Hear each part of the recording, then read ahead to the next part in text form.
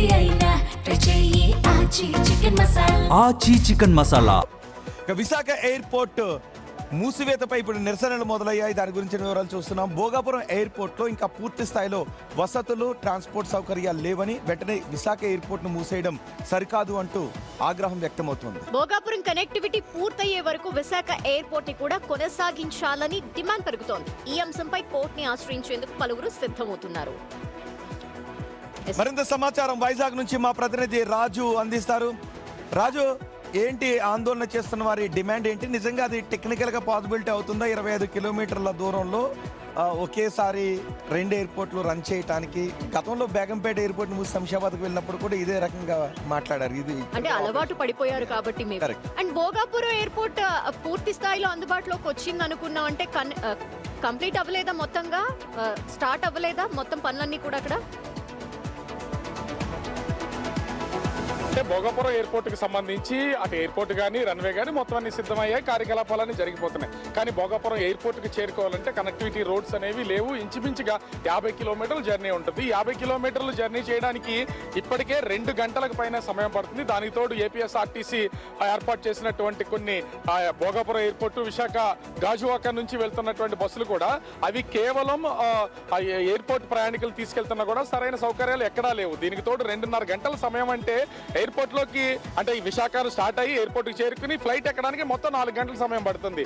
అంటే ఒక విధంగా చెప్పాలంటే వందే భారత్ ట్రైన్ టికెట్ తీసుకుని విశాఖలో ఎక్కితే అటు విజయవాడ 4 గంటలు ఈజీగా వెళ్ళిపోవచ్చు. ఇంత సమయం తీసుకుంటుంది కాబట్టి కొంతకాలం భోగాపురం ఎయిర్పోర్టుతో సమానంగా విశాఖ ఎయిర్పోర్ట్ను కూడా రన్ చేయాలి. విశాఖ ఎయిర్పోర్ట్ను రన్ చేస్తూ దానికి సంబంధించి ఎన్ని డబ్బులు వచ్చినా కూడా ప్రభుత్వానికి కానీ ఇండియన్ నేవీకి కానీ ఎవరికి కట్టకుండా మొత్తం డబ్బులన్నింటినీ కూడా జిఎంఆర్ సంస్థే తీసుకోమానండి. కానీ ఆల్టర్నేటివ్ గా, ఎందుకంటే ఒక సంస్థే రన్ చేస్తుంది కాబట్టి అటు భోగాపురాన్ని ఇటు విశాఖ ఎయిర్పోర్ట్ ని. రాజు, ఏంటి అసలు రియల్ ప్రాబ్లం ఏంటి? నిజంగానే కనెక్టివిటీ రోడ్లు లేవా? వెళ్ళటానికి రోడ్లు అధ్వానంగా ఉన్నాయా? బాలేదా? ఖచ్చితంగా కనెక్టివిటీ రోడ్లు అనేవి చాలా, అంటే ఇంకా పూర్తి అయినటువంటి అయితే లేదు. 50 కిలోమీటర్ల దూరం వెళ్ళాలంటే విశాఖలో గాజువాక నుంచి భోగాపురం ఎయిర్పోర్ట్ వరకు 40 సిగ్నల్స్ ఉన్నాయి. 40 సిగ్నల్స్ ని క్రాస్ చేయాలంటే ఎంత టైం తీసుకుంటుందో మనం అర్థం చేసుకోవచ్చు.